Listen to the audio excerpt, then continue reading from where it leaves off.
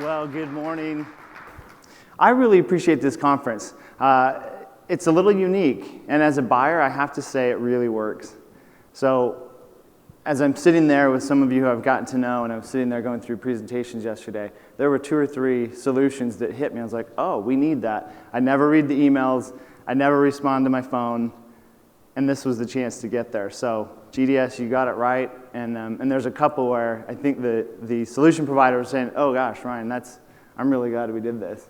So I think this is a great conference. It's been fun to get to know a lot of you over the last couple days.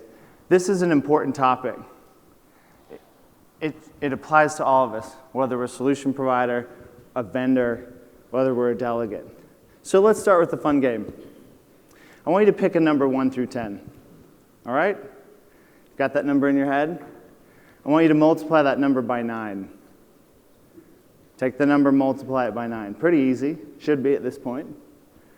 Take the sum of the numbers and add them together. So for example, if you had 25, 2 plus 5 would equal 7. Now I want you to subtract 4 from that number, or subtract 5 from that number. So now you've got an entirely new number in your head. And I want you to take that number and I want you to convert it to a letter in the alphabet. So for example, 1 would be A, 5 would be E. Now you've got a letter in your alphabet. You ready? You following along with this?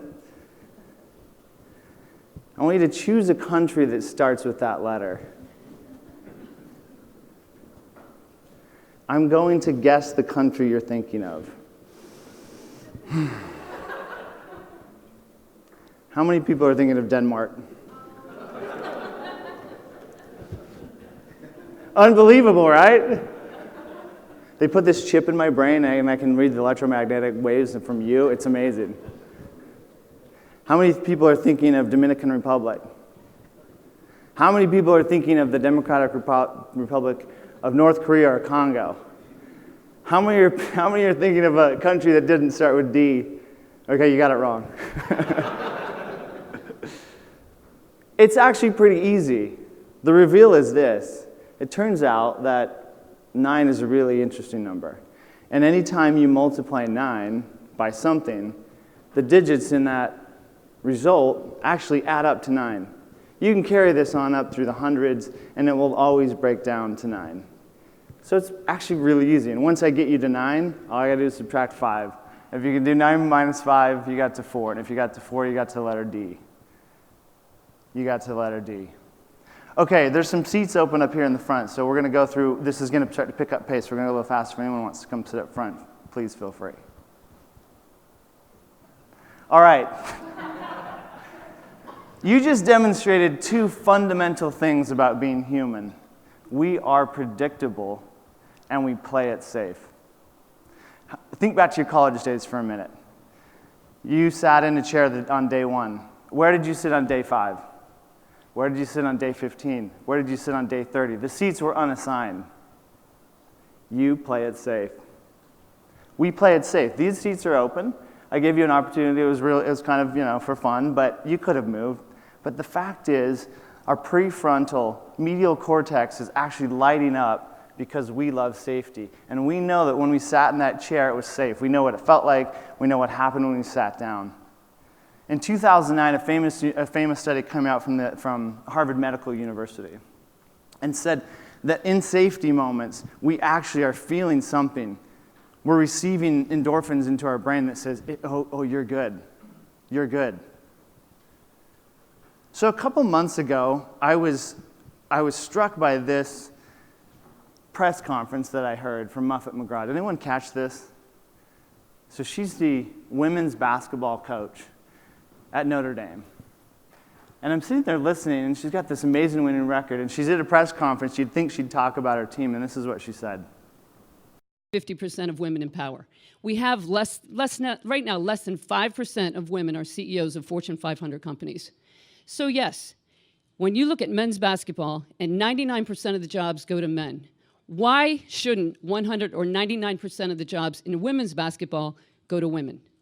Maybe it's because we only have 10% women athletic directors in Division I. People hire people who look like them, and that's the problem.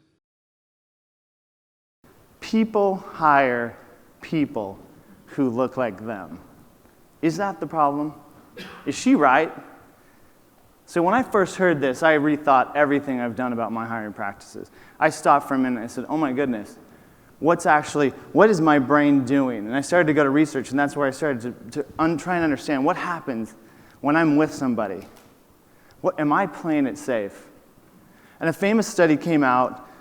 The famous study, really the one that kind of broke the mold, was in 2006. Tel Aviv University did the study that says that white Israeli babies preferred to look at white nursing staff, and black Ethiopian babies preferred to look at black staff. Again, our brains are telling us we want to hire, we want to feel safe with somebody who looks like us.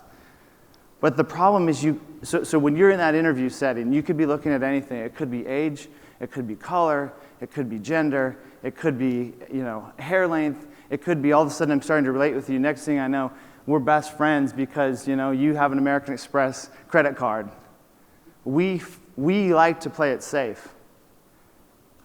But the problem in hiring is that to create a great team requires that you go outside of that, to not play it safe. So I know you're probably sitting there saying, okay, why Ryan? He's the quintessential, sort of SVP of sales white guy. I get it. So I delivered this keynote, and that's sort of the reaction I get. But mine's an interesting journey. So 3 years ago, I was actually ready to take an offer. I grew up working a lot in Silicon Valley, and then we have Silicon Slopes, which is Salt Lake City. And Silicon Slopes is largely not diverse. Unfortunately, we're starting to get more women in leadership, but it's taken a while. We don't have a lot of color in Salt Lake City. I'm just telling it how it is. So that's my background between Silicon Valley and Salt Lake City, and I get a call from her. Now I'm not trying to brag, but I had an offer on the table, and the offer was, hey Ryan, come work at another cool tech company, potential IPO. And I thought to myself, this is good. I could make some really good money here. And as I'm interviewing with her, some things start to happen. And I'm thinking about the 1%. The number 1% pops into my head, and I say to myself, I could be in the 1% with this next potential IPO, the 1% of wealthy. And as I'm interviewing with her, I'm thinking, 1%. There is a 1% chance. This is a 1% opportunity because statistically, it's only 1% of America that would get, 1% of all of our CEOs in America who are black female. And that's an opportunity I wouldn't get again. And when I made that choice to go work for her, I realized that you could actually be rich without being wealthy. Because I've sat in meetings that have just blown my mind about race and diversity and hiring and the things that matter to us. I mean, when you're sitting in a room with 200 African American leaders from your company, and it's you and the CEO are the only white people in the room, and the question's asked at this town hall, who's been pulled over driving into their neighborhood for no reason? And every hand goes up. Now, these are affluent African American leaders at our company who get pulled over in driving home. And the discussion turns in, how does that impact my work? How does that impact everything I do? And how do we as management adjust for those scenarios that just shouldn't exist? She's an amazing woman, and she changed the way I think. So a little bit about Sodexo. We're in 80 countries. We're 430,000 employees, over 80 countries. We're the 18th largest employer worldwide. And a couple years ago, 7 years ago, we promoted a female chairwoman of the board. And she looked around and she asked one question based off a study that we had just done. And the study said that within our company, 80% of the time, gender-balanced teams outperformed the others. So when we had equal parity at the top, we outperformed every time. And the question was, how could we get to 50%? What would happen if 50% of our managers were female? Now, 430,000 employees, this is 50,000 people at our company. So 5 years ago, we embarked on a study. And this is where we started. We were at 22%. 22% of our management was female. We had 48% employees were female, not bad. We were close to parity, but only 30% of the board was female. Now, we started going through the statistics. We made a concerted effort. And what we saw is that we started to see these women in leadership groups started popping up. And I don't know that once we started tracking the data, we certified it with Deloitte Consulting.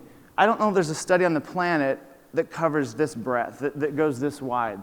So we had 100 subsidiaries across 50,000 managers that we've been tracking for 5 years to see what would happen with just one simple goal of having parity at our management level. You ready for the results? So now we have 38% of our management. 5 years later, 38% of our management is now female. 54% of our employees are female.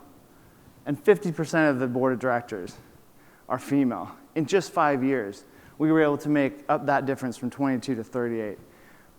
We had organic groups starting to pop up, we did training, and we were able to promote people. Because the problem with hiring is every time you go to hire, you say to your recruiter, pull me a list of all the candidates. I want the best candidates. And especially for SVP of sales, because I've tried to hire for it a lot of times, and I know you've been in those circles where you're the one being hired. And you know as a male, if they pull 100 candidates, the ratio is down to 15 on female. I talked to a recruiter yesterday, actually. We were having a great discussion about this. And he says, I'm recruiting for a hot tech company out in New York. And he said, and we got in this discussion. I said, I was just kind of coaching him. I said, look at your executive team. Pull up your website right now. I said, you have to get a female for this role. And he said, I know, but every time I try, I only get a candidate pool so small. So how do you solve that? You actually start to build organic groups within your company. That's what we did to help achieve that number. But that wasn't the only thing that changed. And this is the most amazing part, is that every time we had parity, or gender parity on a team, we had an 11% increase in client retention. So a team that was in charge of client retention, we have thousands of accounts, tens of thousands of customers. Those clients retained 11% better when there was gender parity at the management level. Not only that, we had a 10% increase in net sales on those teams, and we had a 28% increase in net profit. Which means that when we actually, as humans, try and create balance, it works. And we're still climbing. So we just got recognized with a perfect score in diversity across the country in North America. And the journey we're on is simply amazing. Every day I have experiences that I never would have got. And you know what? It kind of turns out, and I usually don't share this, but what the heck. So just this morning, I just signed an agreement with the company to take a promotion that actually equals what I don't get the equity because there's not a lot of equity in Sodexo, but actually makes things just right for me. And I'm so happy that I stayed here because I got those experiences. And you know what? Sometimes life just comes full circle. And I'm so excited about the new opportunity that I'll have I'll take a global role leading inside sales and sales enablement. And it's sort of the exact job that I wanted and I would have got at the other company. So you know what? Life works out. So what can we do right now? Well, I'm going to just walk through briefly 3 things that I think make a huge impact. One is focus on your culture. So we work with Ryan LLC, and they're a big accounting firm. And Ryan LLC says, we're doing this study with them, and we took some of our data, and it turns out, and we asked this question on our employee survey. We said, when working to improve the business results, where do we spend most of our time? Now, this is a question on the survey, so pretend you're filling that out. No surprise that we all think as humans that in order to impact results, right, we're spending most of our time on strategy. Then we asked a different question. Which has the greatest impact on our results? So one was, where do you spend your time? The other one is, what actually creates results? What do you think happened? Hundreds of thousands of employees. So why is it we spend so much time on strategy if the results are impacted by our culture? And this applies to selling. So think about that for a minute, because we have, and what we've realized is that culture is your sales strategy. When you build the right culture, you actually get results. That's number one. Number two, have you ever been dead wrong about something? Have you ever been really dead wrong? So I was sitting there watching this with my kids, and so this is Golden State, Houston, and this was in the spring, and on my television pops up this picture. I had to take a quick photo of it. I'm like, Steve Brown has a mohawk. Steve Brown has a mohawk. And we freeze the frame, and my kids and I are getting in this debate. I'm like, no, he really does. I think he grew a mohawk. And then the camera angle panned, and all that was Steve Kerr's hair, right? Before, he's got a mohawk. After. You ever been dead wrong about something?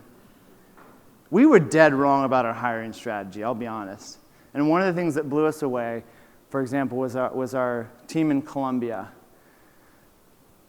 They had to hire. You know, we're in a hiring shortage, but they had to hire.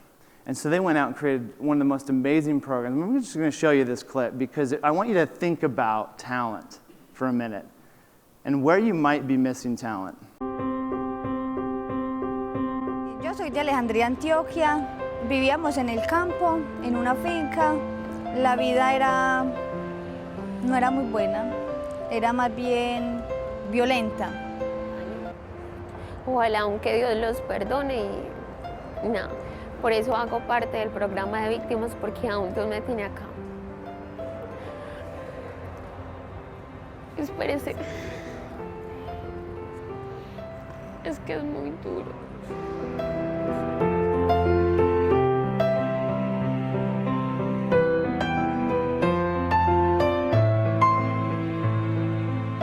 Empecé a soñar, a tener ilusiones, metas. Me enamoré de la vida. Bueno, gracias a Sodexo he podido salir adelante, he crecido como persona, ya tengo mis objetivos y metas claras, ya tengo una profesión muy pronto a graduarme. Por hacerme olvidar de mi pasado y aprender de él. Aprender no volverlo a seguir ni a mí, ni a mi familia, ni a las personas que me rodean.